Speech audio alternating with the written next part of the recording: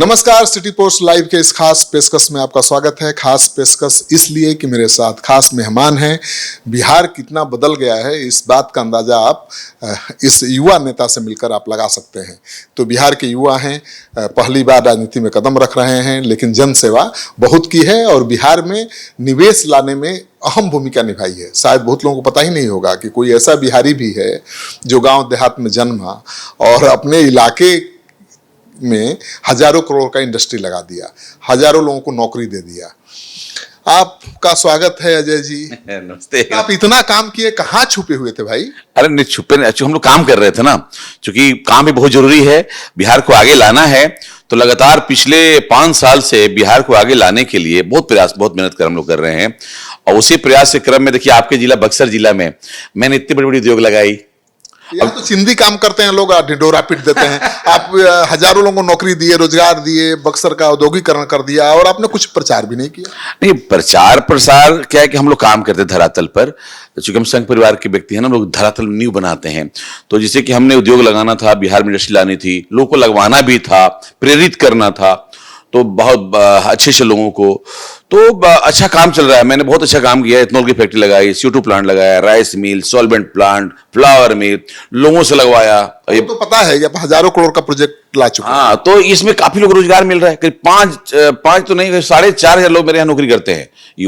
4,000? जी, 4,500 लोग जॉब करते हैं मेरे यहाँ। उसमें तो बड़ाहरा के 3,000 होंगे। क्योंकि बड़ाहरा प्रायोरिटी रहता है, मेरा घर है ना, तो गांव के लोग काफी संपर्क में रहते हैं, सबको जरूरत पड़ता है, तो मैंने प्रायोरिटी में रखा है बड़ाहरा को, और धीरे धीरे पूरे बिहार प्रायोरिटी में रहेगा। तो 3,000 लोगों को बड़ाहरा में आप नौकरी दे दी है, तो चुनाव कौन हराएगा आपको? हाँ, चुनाव तो ठीक है, चुनाव जब पार्टी जब टिकट देगी तो हम जीत के लाएंगे। यही तो हमारा मकसद है कि एनडीए की मजबूती से सरकार बनानी है, और इस बार कोई डर से नहीं कि इधर भाग रहा है उधर भाग रहा है, बहुमत के साथ। मतलब कि अगर 245 सीट है, 43 सीट है, तो उसमें 225 सीट लाना है।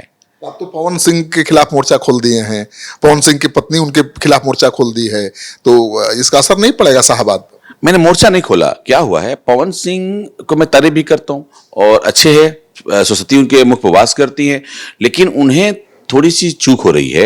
मैं कल जब दिन भर जब उठा देख रहा हूं, तो टीवी से लेके मोबाइल में एक ही चीज चल रहा है कि ज्योति रो रही है, उनकी वाइफ पत्नी रो रही है, पत्नी रो रही है। तो भाई साहब, हमारे भी घर में पत्नियां हैं, सबके घर में बच्चे हैं, सबकी बेटियां हैं, तो ऐसा क्या काम हो गया कि ऐसा काम हो रहा है? तो उनके सारे किए गए पानी फिर रहा है। मैंने उनको समझाया, बोला कि भाई आप इस प्रकरण को बंद करिए, एक पारिवारिक मामला है, समाज में आ रहा है, इसका असर खराब हो रहा है, पूरे राजपूत समाज की इज्जत मट्टी में मिल रहा है, लोग हंस रहे हैं, शीशा लेदर हो रहा है। महिलाएं तो बहुत गुस्से में है भाई।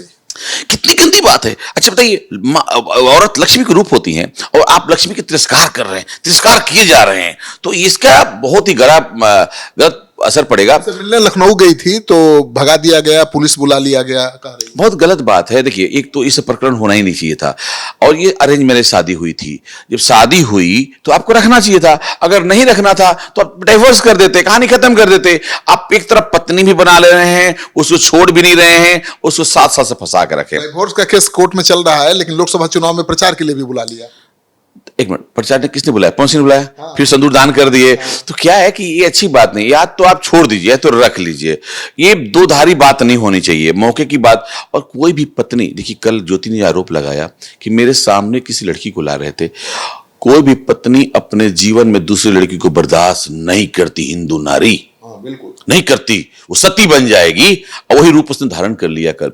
इतनी देखिए, अभी भाजपा में उनको जाकर अमित शाह जी से मिले, सबसे मुलाकात हुई, कितनी अच्छी बातें हो रही थी, हम लोग प्रशंसा भी कर रहे थे कि चलिए बीच में कुछ गड़बड़ी हुई थी, सब ठीक हो जाएगा। लेकिन उसके बाद ये प्रकरण, तो हमें तो पवन जी को चाहिए कि आप लोगों से संवेदना रखते हैं, अपनी पत्नी से भी संवेदना रखें और घर की इज्जत को ढकें, घर की इज्जत के बाहर नहीं लाना। कौन सी को लाया ही गया शाहबाद संभालने के लिए, तो और शाहबाद बिगड़ जाएगा, बिल्कुल इस तरह से बिगड़ जाएगा। उनको लोग मतलब इस प्रकरण के बाद कोई मतलब कि ये शीशा लेदर हो गई है, बिल्कुल कोई लायक नहीं कर रहा है। कोई रास्ता है पवन सिंह के पास? रास्ता है, एक्सेप्ट कर ले, माफी मांग ले। और माफी क्या मांगना है, आप सीधे आप पत्नी से बैठिए, चलो यार घर चलो, ये सब बंद करो, 1 सेकंड में खत्म हो जाएगा। केवल पवन जी बोले कि ज्योति चलो घर चलते हैं, है ना, 1 सेकंड में सारी चीजें बदल जाएंगी। कुछ नहीं, बड़े दिल से बात कर रहे हैं। मैंने उनको एक प्रोग्राम देखा था मुंबई का, कोई शो चल रहा था, उसमें एक लड़की से लड़ाई हो गई थी, लेकिन आती वक्त इन्होंने उससे बोला कि आई एम सॉरी, हम लोग मिलेंगे तो बात करेंगे। वो लड़की रोने लगी कि आप पूरे शो में हमसे बात नहीं की, नाराज थे, लेकिन जाते वक्त बात किए, मेरा सारा दर्द खत्म हो गया। एक वर्ड ज्योति से अच्छे से बात कर लें कि चलो ज्योति हम लोग ठीक से रहते हैं, घर चलते हैं, तुम घर में, तुम्हारा घर है, तुम रहो, माँ का सेवा करो, खाना बनाओ, खिलाओ, समझिए कि 10 मिनट में पूरा प्रकरण बाजी पलट जाएगी। मैंने भी तेज प्रताप को एक बार सलाह दी थी, आए थे, कि आप बाजी पलटना चाहते हैं, बड़ा नेता बनना चाहते हैं, तो अपनी पत्नी ऐश्वर्या को घर लेके चले। आपको नहीं लगता कि बाजी पलट जाती? लोग सम्मान बढ़ जाता उनका, पूरे समाज में उनकी वाहवाही होने लगती। आज भी बोलते हैं पवन सिंह को वाहवाही होने लगेगी। पत्नी के सामने झुकना बड़ी बात नहीं है, हमेशा घर में लक्ष्मी के सामने झुकना होता है, और घर की लक्ष्मी ही इज्जत होती है। हम पूरा दुनिया हीरो बन जाइए, मेरा मानना है कि पूरा दुनिया आपके साथ हो, अगर घर आपके साथ नहीं है तो आपको रात में चैन से सो नहीं सकते आप। अगर घर आपके साथ है, सारा दुनिया से लड़ लीजिएगा तो चैन से सोइएगा, सुबह आप लड़ाई कर सकते हैं, लड़ सकते हैं। ये होता है योद्धा का काम। अब जब घर ही ठीक नहीं है, पत्नी ठीक नहीं, अच्छा ज्योति की क्या गलती है?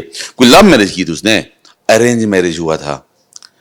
बजाबते मैं तो एक और चीज बोलूंगा आपके माध्यम से कि जितने लोग बाराती गए थे सभी लोग गवाह हैं। बारात क्यों जाता है, विटनेस क्यों बनते हैं? आपको आज उन सभी लोग खड़ा होना चाहिए था ज्योति के साथ, जो बाराती गए थे। अब बाराती में खाना खाए थे, उन लोग को उसको साथ में रहना चाहिए था और कंप्रोमाइज कराना चाहिए कि जो आप शादी कराए थे वो शादी टूट रहा है, जिसका आप गवाह बने शादी टूट रहा है, उसको बैठ के समाज में बैठ के बनाना चाहिए। जैसे बहुत दुष्प्रभाव पड़ेगा। हमारे घर बच्चे हैं, बच्चियां, लोग क्या सोचेगा, बट बेटा सब क्या सोचेंगे कि चलो यार इसी जीवन चलता है, किसी भी लड़की को ले आओ छोड़ दो, तो ये समाज में गंदा मैसेज जा रहा है। मैं चाहूंगा कि इसको पवन सिंह को प्रकरण को बंद करना चाहिए, अब बड़ा दिल दिखाना चाहिए। छोटा सा केवल आप इनकी इतनी कद बढ़ जाएगी ना कि पूछिए मत। पवन सिंह वाकई में अच्छे व्यक्ति हैं, लेकिन केवल इसी में चूक रहे, खाली थोड़ा सा ठीक कर लिए ना, इनको कोई रोक नहीं सकता। इनको उनका कद बढ़ाने की सलाह आप दे रहे हैं, और वो आपके कंपटीटर हो सकते हैं चुनाव मैदान में, बढ़ारा से वो भी चाह रहे हैं। नहीं, ये राजनीतिक विषय है, पार्टी जिसको मौका देगी चुनाव लड़ेगा। हम लोग तो अपना समाज सेवा करते हैं, मैं सेवक हूं, जनता का सेवक हूं, और हम कोई सेवक हैं, हम जनता का दुख दूर में रहना चाहते हैं, और वाकई में सेवा, हमें राजनीति में रहें ना रहें, सेवा मेरा बरकरार रहेगा।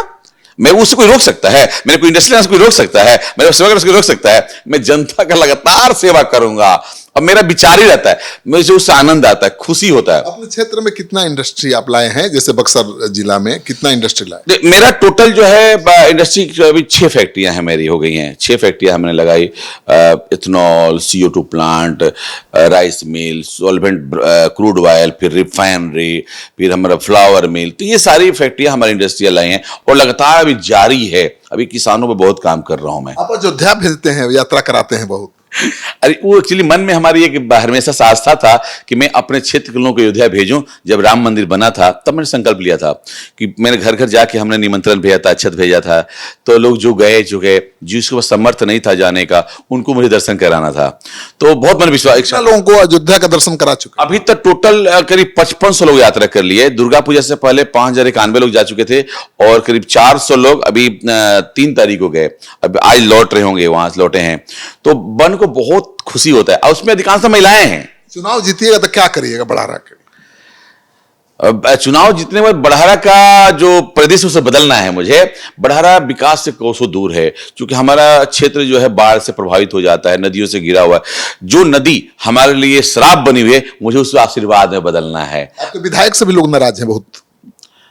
नाराजगी स्वाभाविक है, क्योंकि अगर क्षेत्र में काम नहीं करेंगे आप, क्योंकि मैं भी उनकी जितवाने में मदद किया था, मैंने जी जान लगा के मेहनत किया था, उनके लिए कैंपेन किया, रोड शो किया, उनको नॉमिनेशन कराया, सर्टिफिकेट लाया, सब मैं था, हर पल पल साथ था।